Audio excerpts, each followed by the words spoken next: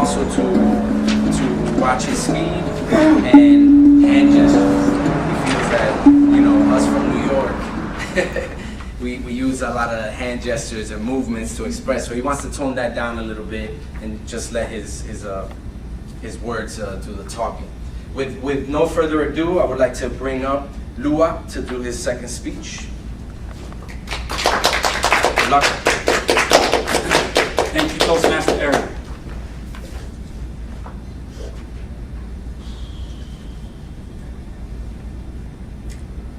Greetings, everyone.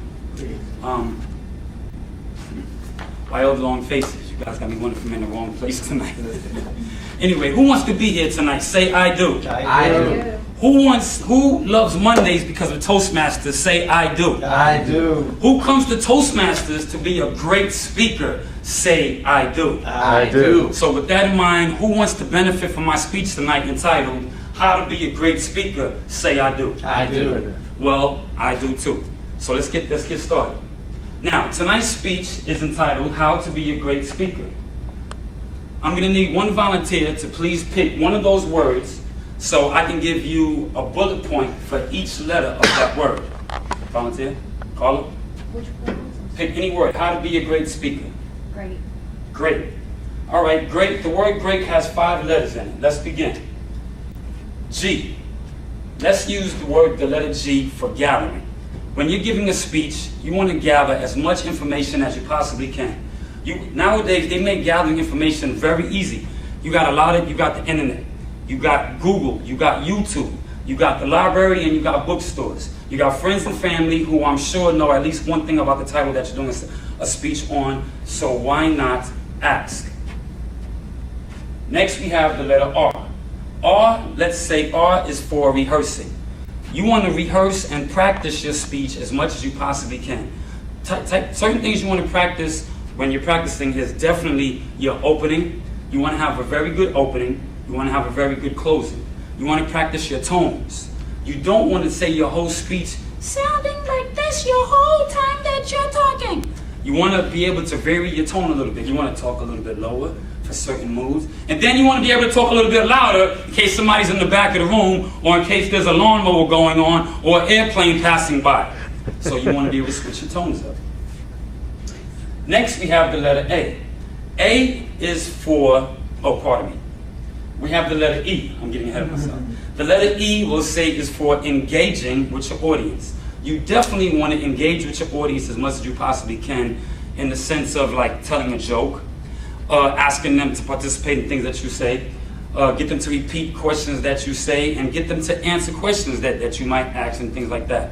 So that would be for engaging. Engage with your audience as much as you possibly can. A. A will say is for always tell a story. You always want to tell a story with your speech because stories have a way of bringing people into what you're saying. I met a great speaker once, and he told me the key to his great speech that I was able to watch him do was telling a story. Great speakers tell stories, great comedians tell stories, great musicians tell stories. So we can follow in their footsteps and tell a story. The next letter we have is the letter T. T will say is for take notes.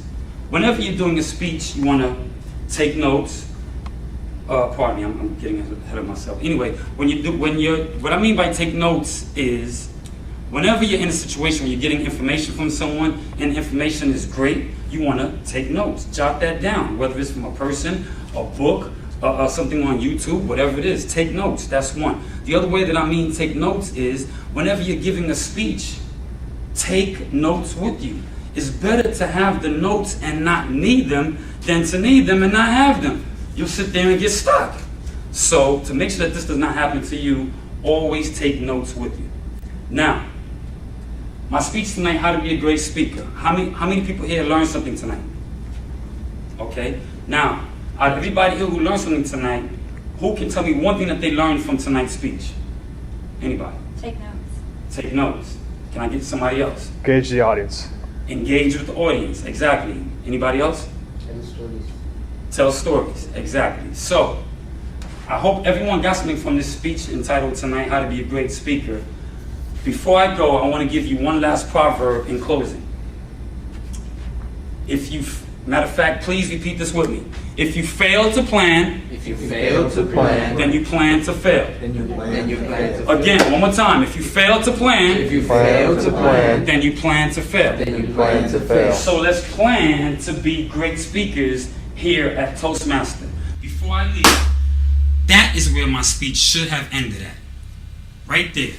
But however, because the timer was so wrapped up into the story that I was giving, which is a good thing, how to be a great speaker, that he never did his job by activating the light switches that tell you how much time you've spoken for. The first one is to let you know you've qualified. The next one, the yellow one, is supposed to let you know to start wrapping it up. And the red one is to tell you, wrap it up now. I never seen one light. And if you look at the time below, it was at 4 minutes and 59 seconds, which I know something was wrong, because when I did the speech at the house, I was constantly going over 5 minutes, and I had to figure out how to reduce it into 5 minutes.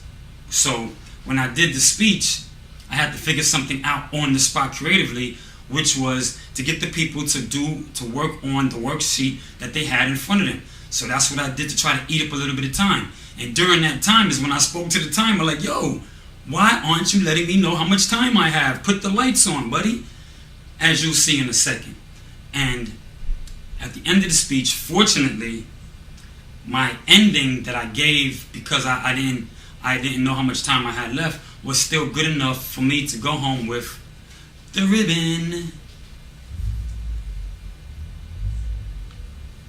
Yes, so this is my second ribbon. Oh.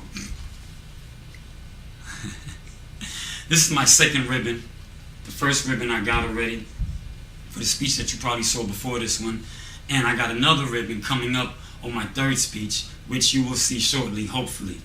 Check out these speeches and let me know what you think. Please leave a comment below in the comment section. Subscribe if you like it if you like, or don't like it if you like. But please give me some kind of feedback so I can know how my development is going. I would like to be a great Toastmaster speaker one day, and also maybe even compete at the Toastmaster finals. In the meantime, I'll be coming to a city near you to speak and to teach and do anything that I possibly can to get you to motivate yourself and do some of the things in life that maybe you want to do. Like, for instance, How to Be a Great Speaker by Lou App. Peace.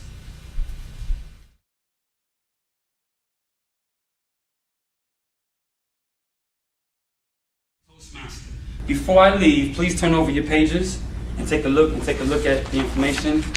Take a quick second and fill out as much information as you remember. I just want to see how effective my speech was.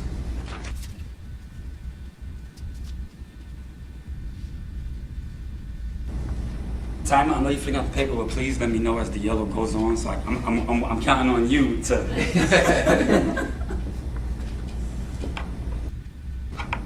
This is fine. Thank you, sir.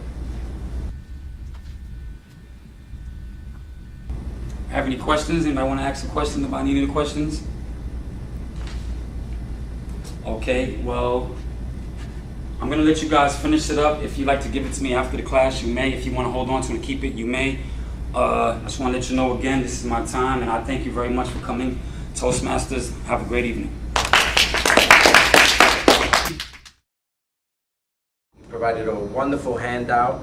I think he did, overall, it was very intriguing. It was awesome. I love how he broke that down. I thought he was going to get stumped, and then it was so cool how he broke down gather and rehearse and engage and always tell a story and take notes. I was hoping he'd break down the other ones, actually, just to get more info out of him. But it was very good. I think the speech value was good. It was meaningful to us. We definitely can benefit from this information. I think he prepared well. Like I said, the handout was an awesome addition to the speech. He was organized. It flowed. I love how he had enough time to actually let us fill out the handout. So I thought that was a nice touch. That was refreshing. However, I would like for him to work on the opening, because he did just pause there when he got, when he got up, and that's perfectly fine. But maybe in the future we can have a stronger opening. And then I think he recovered well. He had the variation in tone. He gave us that little mousy voice, and then he had the thundering pharaonic voice. And then you have, I think he could also worked on the closing. The conclusion is like, well, that was my speech, and I think maybe you could have broke down another word, just as a bonus for us. I think I keep emphasizing, I'm trying to get you to say more of the stuff, but no, I think that would have been a nice transition, and that's pretty much it. I think you were good. The hand gestures were fine. I always like hearing you speak. The tips were good. You had the notes in the back pocket if you needed it, but you didn't even use them. And I think you flowed well. And I love it was a refreshing speech. It wasn't your typical just listen to you. You had us doing different things. You asked us questions. Very engaged. I like that approach. That's my evaluation. Thank you very much.